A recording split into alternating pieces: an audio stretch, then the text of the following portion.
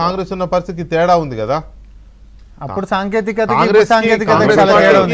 వెంకటకృష్ణ గారు చెప్పండి శంకర్ గారు. బీజేపీ 2 పార్లమెంట్ల నుంచి ఈ స్థాయి దాకా వచ్చింటే మేము పెరుగుతూ వస్తున్నాం. కాంగ్రెస్ ఆల్రెడీ 400 లేదన్నా మళ్ళీ తగ్గుకుంటే కూడా మొదలైంది కదా. మొన్న 400 పోతామన్న వాళ్ళు ఈ రోజు ఇంకో పార్టీ మీద ఆధారపడ్డారు. అబ్సల్యూట్ మెజారిటీ వాళ్ళు. రామ్మోహన్ గారు నేను ఏమంటే ఇప్పుడు రేవంత్ రెడ్డి గారి మీద మీకున్నటువంటి అభిమానం కానీ రాహుల్ గాంధీ గారి నాయకత్వం మీద ఉన్నటువంటి మీకు నమ్మకం కానీ మంచిది, ఆ పార్టీ నేతగా మీకు ఉండాల్సింది.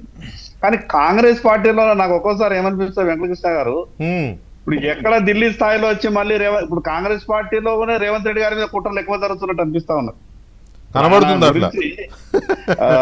కనిపించేటట్టు చేస్తారు వీళ్ళు.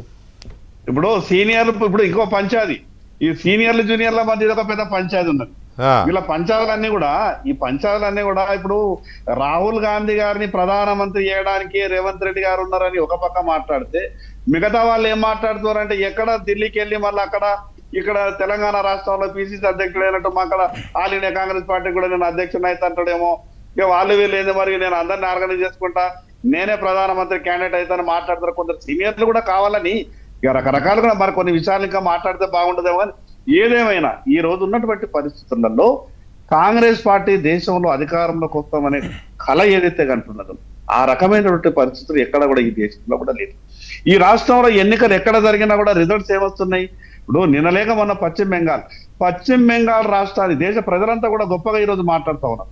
పశ్చిమ బెంగాల్ అనేటువంటి రాష్ట్రాన్ని భారతీయ జనతా పార్టీ సాధించిన తర్వాత ఈ దేశంలో ఏ రాష్ట్రం కూడా బీజేపీ అధికారంలోకి రాదు అని అనడానికి వీల్లేదు అని ఈరోజు స్పష్టంగా మేధావులు కానీ మిగతా దేశ ప్రజలు అంతా కూడా మాట్లాడుతూ ఉన్నారు. సరే, కాంగ్రెస్ పార్టీ ఈ రాష్ట్రంలో ఉన్నటువంటి పరిస్థితులను చూస్తే సరే ఎవరు ఈ రాష్ట్ర ఆర్థిక పరిస్థితి దిగజార్చిందో ఏమైంది అనేది చర్చకి వెళ్తే పక్క దారిపడుతుంది.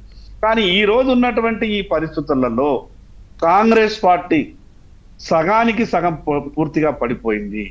ఈ రాష్ట్రంలో ఇచ్చినటువంటి హామీలను ఎక్కడ కూడా నెరవేర్చేటటువంటి పరిస్థితులు లేదు. ఆ గ్యారంటీలు కావచ్చు, హామీలు కావచ్చు, ఈ రాష్ట్రం పూర్తిగా అతలాకుతలమై ఏ తెలంగాణ రాష్ట్రం అయితే మా తెలంగాణ రాష్ట్రం సాధించుకుంటే మాకు భవిష్యత్తు ఉంటది అని ఉద్యమంలో ముందు వరుసలో ఉండి పోరాటం చేసినటువంటి వాళ్ళని ఒక్కసారి ఈరోజు కదిలిస్తే ఈ రాష్ట్రంలో ప్రభుత్వ ఉద్యోగులు వాళ్ళు చేసుకున్నటువంటి జీతానికి వాళ్ళ డబ్బులు వాళ్ళకి ఇవ్వలేనటువంటి పరిస్థితులు, ఒక గందరగోళమైనటువంటి పరిస్థితి. కాబట్టి కాంగ్రెస్ పార్టీ ఆశలు పెట్టుకోవడం అనేది రామ్మోహన్ గారు బాధపడద్దు. ఆ పార్టీ నేతగా తెలంగాణ ప్రజల బతుకులు అంధకారంలోకి పోవద్దు అనుకుంటే బీజేపీ రావద్దు అనే నానుడు తెలంగాణ ప్రజలలో చాలా స్పష్టంగా ఉంది. రామ్మోహన్ అన్న, తెలంగాణ అనేది భారతీయ జనతా పార్టీ. మీరు హామీలు అన్నారు కాబట్టి అంటున్నానా, 2014, 2019, 2024 హామీలు మాట్లాడుకుందాం. 100 స్మార్ట్ సిటీలకి మొదలు పెట్టుకుంటే సంవత్సరానికి 2 కోట్ల ఉద్యోగాల దాకా. మీకు ఒక మాట చెప్తా, ఉన్నది ఉన్నట్టు చెప్పుతున్న కారణంగానే బీజేపీ ముచ్చటగా 3వసారి దేశ ప్రధానమంత్రి నరేంద్ర మోడీ గారు కాగలి ప్రపంచ దేశాలన్నీ కూడా ఈరోజు అతలాకుతలమే.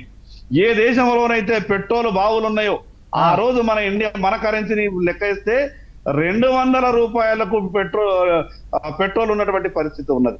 ఈ రోజు పక్క దేశాలలో మనకు ఆనుకొని ఉన్నటువంటి దేశాలలో విమానం మా దేశానికి రావదొస్తే మాత్రం మేము పెట్రోల్ ఇచ్చే పరిస్థితులు లేవని ఈ రోజు పెట్రోల్ బావులు ఉన్నటువంటి దేశాలు మాట్లాడేటటువంటి పరిస్థితి. ఇంత యుద్ధ వాతావరణంలో ఈ దేశం ఇంత గొప్పగా ప్రయాణం చేయగలుగుతున్నదంటే ఏం చేస్తలే, మోకరిల్లింది. అమెరికా అధ్యక్షుడు ట్రంప్ దగ్గర మోకరిల్లిరన్నా, అంతకుమించి వేరే లేదు. దేశ సార్వభౌమత్వాన్ని ఇప్పుడు మరీ అంత దీంట్లోకి వెళ్లాల్సిన అవసరం లేదు. కానీ శంకర్ గారు, నా పాయింట్ అంటే మనం ఈ డిబేట్కి కన్ఫైన్ అవుదాం. ఈ డిబేట్లో సరే ఇప్పుడు వరకు మీ ఇద్దరి మధ్య జరిగిన ఇది పక్కన పెడితే